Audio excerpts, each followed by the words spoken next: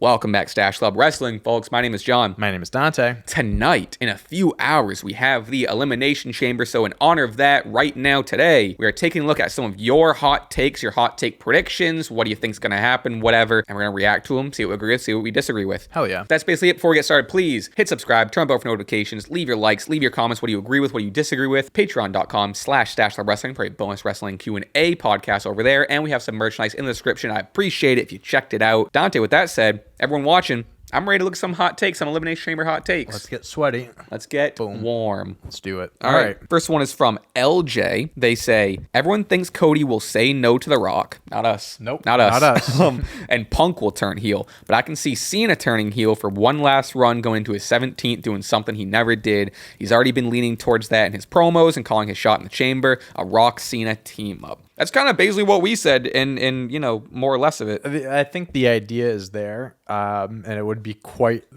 the last year of Cena's career if he was a heel. The only issue, I think, is... Oh, wait, this said Cena. Oh, I was reading Cena as Cody. Okay, so this isn't what we said. This isn't what we said. Okay. Sorry, go. Keep going. Yeah, so like Cena's going to say yes.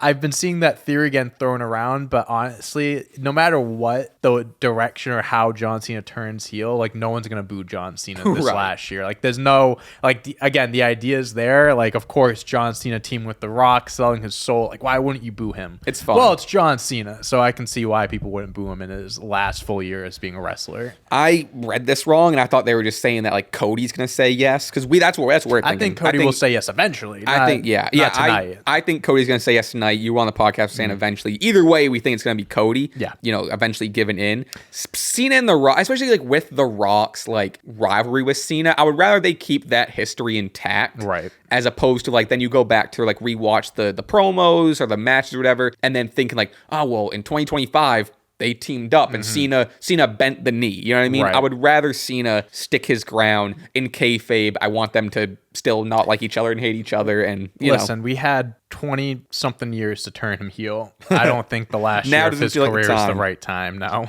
The ship has sailed. All right, next one from John. Roxanne should win the Elimination Chamber. Perfect way to make a new star. That's true. I think that'd be great. It's not my pick, but I do not disagree. I would be very hyped if Roxanne won. Yeah, that definitely is a way to create a new star, and they've done a really good job with her on the main roster so far. I think giving her the Iron Woman spot and coming in second place in the Women's Rumble match was huge for her. I can definitely see like whether she wins or not, I can see her coming in like second place and putting on an amazing performance. So whether she wins or not, I think she's going to come out of this like another step up, like level wise, kind of like how Tiffany Stratton was in the chamber last year. It would definitely be a swerve if she won. And I think that the Women's Rumble, she got so close in the Rumble though. That's the thing. It could be so unpredictable. I don't think it is not a 0% chance. No, I think she's more likely to win than a few other people in the chamber match. I would say. You know what I'm not understanding though is this should be her call. She should have been called to main roster at the Rumble, but now she just appeared in NXT. She's starting to feud with Jordan Grace. Yeah, I don't know what the fuck they're doing. Just put her on Raw. You have a stacked women's roster. You can put Jordan against anyone. I get like the established star is Roxanne. It makes sense. It helps. But they already had their match and stuff. They had their match. Roxanne's in the Rumble, was in the Rumble and Elimination Chamber. They give her that's the call up. I know. I don't understand. And I know they have people go back and forth, but at some point you have to be like, all right, we need to make a hard all right, you're staying here at least for a while before you go back to NXT and do a program with someone. All right, next one from Will. Cena should be first eliminated. He needs to go as far down the losing rabbit hole as possible for the come up and redemption for his final championship. Again, similar to what our thinking has been, just not necessarily first eliminated. I think it would hit harder if he is second to last again. I was gonna say, I think it's like I haven't thought of it that way, and I think that would be absolutely crazy if he was the first eliminated. Imagine the Cena face, the Cena shock face, and just like would be wild. But I think it's like what we're doing here is, you know, he came in second at the Royal Rumble. I can 100% seeing him being the runner-up at the Chamber, and like you can still do the whole like he can't do it. But like I think if you had him lose, like get pinned first, like you can still obviously build off it, but that's really like weak, making John Cena look weak. Where if he comes in second, he at least had a good showing before getting eliminated. I also just selfishly want to see Cena in the Rumble as long as possible. I want to see all the matchups. I want to know? see him have face-offs with everyone. So yeah, I'd hope that he stays in the chamber longer than just a few minutes or whatever it may be. All right, next one says Charlotte Flair will attack Tiffany and or Trish, causing them to lose, and thus will finally turn heel. I think she's don't know. already Yeah, heel. I think she's already heel. Yeah, I think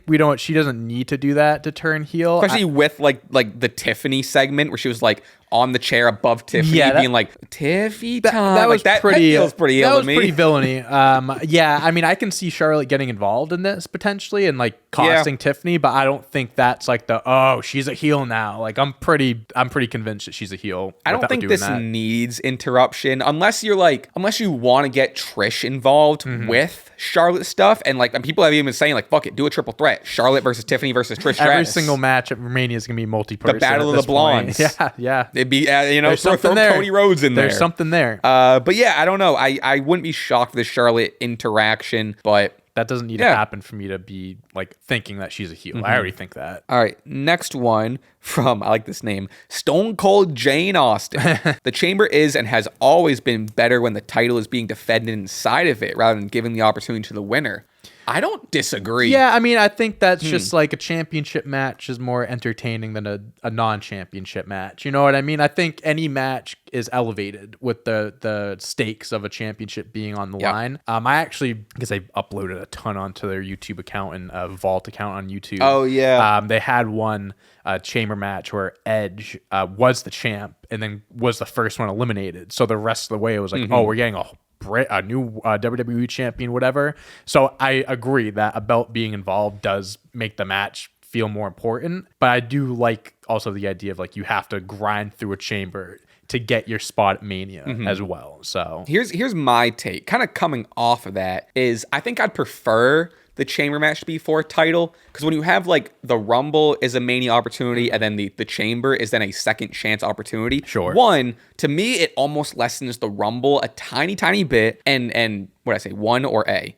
B. One and then B. With them both being opportunities to get to Mania, we feel too structured. And I would like it oftentimes to be like, often, like, more times than not, 9 times out of 10, like, the winner of the chamber, the winner of the Rumble does play into a story, and you do get a story for the main event. Right. Obviously, it's writing, it's how it works out. But I think there's justification enough to have a WrestleMania match, championship match, main event, just based on story, without needing to be like, I'm getting this match because I won this match a month and a half before. Sure. Like, you know what I mean? And often, like I said, oftentimes it is the person that wins is the person that's been chasing for 4 months or whatever. But having just the Rumble as your ticket, I think makes the Rumble even more important. Because when you see someone thrown out of the Rumble, like John Cena says, like, I lost the Rumble, that sucks. I'm just gonna be in the chamber. There's another event. I mean? Yeah, I get what you're saying. I'm not like hard stance on that, but I think it's you know what I mean. It's something I've been thinking about, something that I've been tossing around the old noggin up here. But I guess I ultimately agree that I would prefer the title be defended. You could have one title defense, and then maybe the women's. You could have one or the other. You could have both. I like this one. This is a real hot take. It says Alex Riley will return from under the chamber and attack John Cena. Long-term storytelling. Yeah, long-term storytelling is there. I don't think there's a 0% chance. Yeah, I definitely think there's a chance, but it's probably 0.000001. Next one from King Caden. Cody and Rock really need to deliver in their segment. Talking about their will Cody accept the yes or no thing, blah, blah, because they killed all my excitement with Raw and Netflix and that terrible promo last week. I actually think the Raw and Netflix promo made me more excited, to be honest with you, with Cody and Seth. I'm assuming he's talking about. Yeah, wait, like what? Oh, wait, are you talking about Killing? Is he talking about, talking about the SmackDown the very? I think when he's talking about terrible promo on SmackDown last week, that's definitely The Rock. I think the Raw on Netflix, he's talking about the very first one where they had the interaction. Maybe I'd imagine that's what he's talking about. Or like not like this past Raw on Netflix. Yeah, that's what, or the one where he was like basically I love you. Yes, and we're buddies. They drank afterwards. Okay, that's what I'm with you. Interpreting. Yep, no, I think you're right. I wouldn't say, I mean, they say killed your excitement. The Raw Netflix promo definitely was unbelievably confusing. I like that one less than the SmackDown one. I think the SmackDown one is better, as confusing as it was. I definitely think he could have cut it down 10 minutes and clarified things a little bit better. But I do agree that like the segment needs to like, it doesn't need to be a home run. Like they don't need to like right their wrongs or anything, but I do think it needs to be a good promo for people to really buy in to what could happen. We need direction. Yeah, we just need a solid direction and just understanding like what we're doing. Because I'm pretty convinced that we're never gonna get Rock Cody. Yeah, if The Rock wrestles again, I think it's going to be against Roman. Yeah, if they're like, okay, Rock, you only have one match left in the tank, like which one are we going to have to go with? It's Roman. It has to be. And I'm not saying Cody needs to say yes at the Chamber or even yes in general, but it's like, imagine that segment. And it's in the middle of the show. People are hyped up. The Rock does his entrance. Cody does his entrance. And The Rock's like pressuring him. Like, oh, what are you going to say? And then Cody just goes, no deal, Dwayne, and that's the whole thing. You know what I mean? Like, it feels pretty. There's gonna be more to it. Yeah, whether he says yes or no, that would feel lackluster. Like you said, whether he says yes or no. If he says no, there has to be something. Yeah, there's got to be. If he just says no and walks away, it's like, all right, I guess we'll see The Rock in 4 months or whatever, or in 4 weeks. They're putting this on a PLE. Replacing something's a match. Gonna shake. Something's gonna happen. At least that's what I think he meant by the tweet. I'm assuming he meant I think you're right. and not the Cody Seth thing. That's what I thought. Because Cody and Seth had an all-time promo. I was gonna say that made my excitement levels higher. All right, next one from Nathan. Punk wins the Chamber match, but his favor is to be inserted into Jay versus Gunther, leaving Cody for The Rock. That's a shitty favor. That's crazy. That's a shitty favor.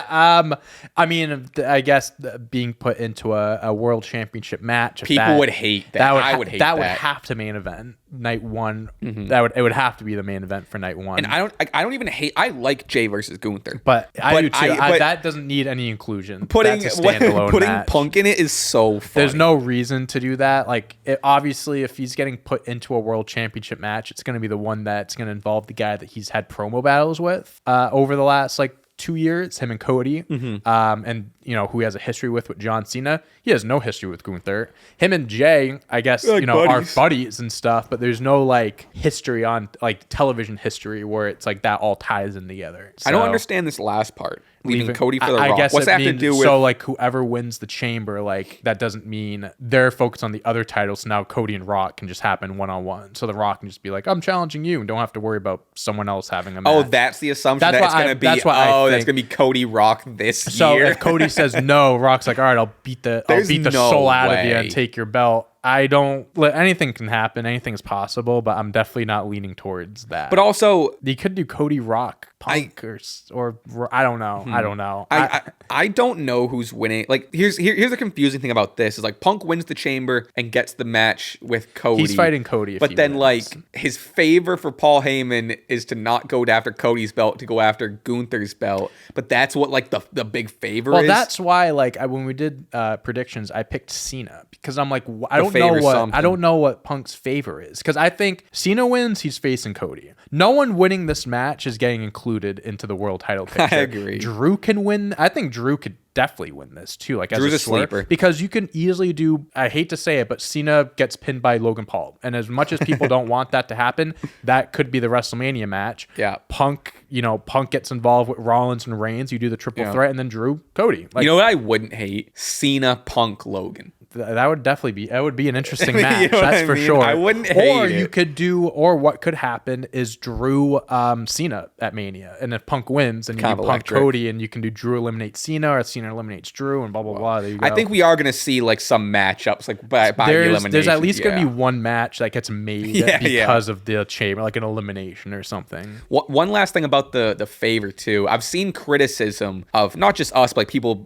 really running with the idea that Paul Heyman's favor is so substantial, and Paul Heyman has the power to make matches or insert people in matches. And people's criticism is Paul Heyman owes him a favor, but Paul Heyman isn't booking. Paul Heyman doesn't have the power to do that. So what I say is it's wrestling. I disagree. It's wrestling, and then I look at what he's done for Roman for the last 5 years. Right. I think we can pull a few strings. It's going to be convoluted. I don't think it's going to be. It's not going to be the most crystal clear direction in the world, but they're gonna make it make sense enough. I don't think it's the craziest. There's enough thing in the history world there where they can wrap it all in and make it at least enough sense. I slid Triple H a Rolex, and now you can be in the in the match. You can. Yeah, we're in an era in wrestling and WWE where The Rock Rock also tweeted the other night saying, "I love playing this final boss character on television." Like, you know what I mean? Yeah. It's so like the blurred lines and everything. Who fucking knows? What else we got? We got Alexa. We gotta get something that's not just a Cody Rock one.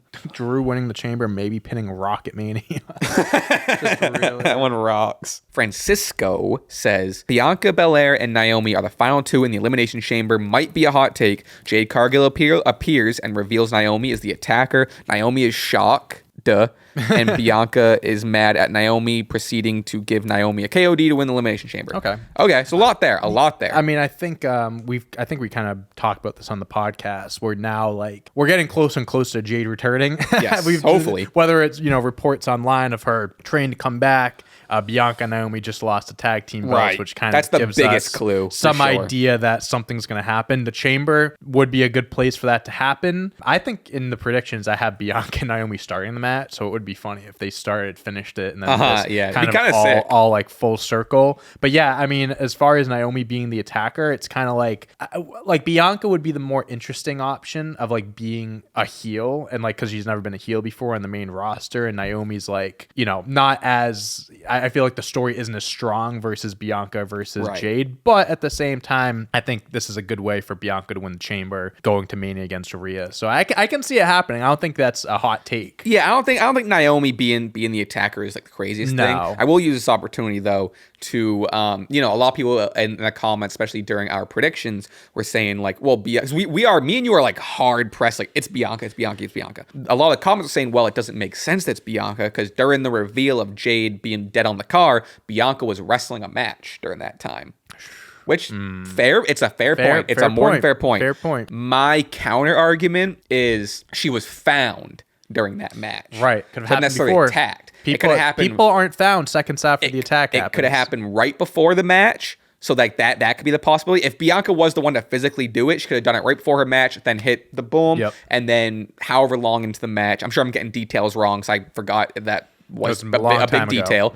But that's my take on that. The second thing is she could have like hired someone to do it. She might have not been the one to put hands on Jade, but she could have. Yeah, she could have been responsible for the plan. Maybe she could have hired Naomi. Maybe Liv and Raquel were the ones that attacked her, but they go, "Yeah, we attacked you, we were hired." I like that. So I mean, there's a lot of different things. A lot of different ways to explain it or go about it. But it's a really good point though that Bianca was in the match. It's logic. It's logical. It is logic. We have to treat this like it is a crime scene. It is an open investigation. So we have to look at everything. But I do think there are also logical workarounds. Like I said, not to repeat myself, wrestling. But it is also wrestling. Like I said, Bianca had done it before. She was found later, or Bianca wasn't the one to do it physically. Either way, I think it's not a hot take to think Jade Cargill shows up at Chamber. I think whether it costs someone or helps, whatever it is, I think Chamber is the perfect time for a big return like Jade Cargill. It's very long overdue. Because at this point, if you want to get her on the Mania card, it has to happen now. We gotta get going. Unless you keep her off the card and she's a Raw after Mania. Yeah, it could be debut, that could be feasible. I don't know. All right, folks, that's where we're gonna end it there. Like Dante said, Elimination Chamber is tonight, so keep these hot takes in mind. Let's see what happens. Let's see what doesn't happen. Let's see what crazy takes, like,